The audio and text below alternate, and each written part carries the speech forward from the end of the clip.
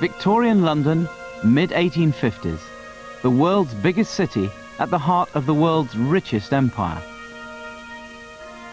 But the capital was in a state of crisis.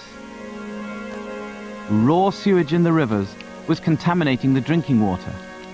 And on the streets, terror, as each outbreak of cholera claimed further victims.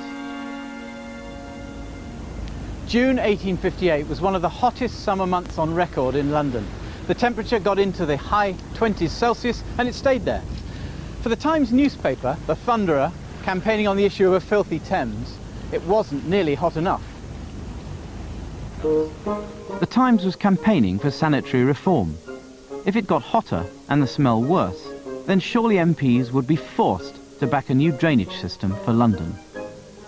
What a pity that the temperature fell 10 degrees yesterday. Parliament was all but compelled to legislate upon the great London nuisance by the sheer force of the stench. The intense heat had driven out our legislators from those portions of the building which overlook the river. A few members bent upon investigating the matter to its very depth ventured into the library, but they were instantaneously driven to retreat, each man with a handkerchief to his nose. We are heartily glad of it. The River Thames had become an open sewer. 12 million cubic feet of human effluent flowed into it every single day.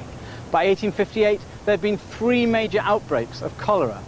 The rank, fetid smell, which of course they believed spread the disease, was unendurable. They had a name for it. They called it the Great Stink. It's very hard for us to imagine what the River Thames smelt like. If you can imagine a really filthy public lavatory that hasn't been cleaned or flushed, and you're perhaps standing inside the cubicle, that might give you some idea of what the smell would have been like for people standing near the River Thames. In 1851, the new Houses of Parliament was opened, and the ventilation system required pulling air across the terrace down into the basement, and then fans pushed it up through hollow cast iron floor plates in both the Commons and the Lords, and debates had to be terminated. People left the Commons with scarves over their mouths, and you could say in fact that the River Thames itself was the most effective lobbyer of Parliament. Once the problem was delivered into the Commons and the Lords, something had to be done. The stench got worse and worse. The curtains had to be coated with a deodorizer, chloride of lime. The Commons even considered moving Parliament to sweet-smelling Henley upriver.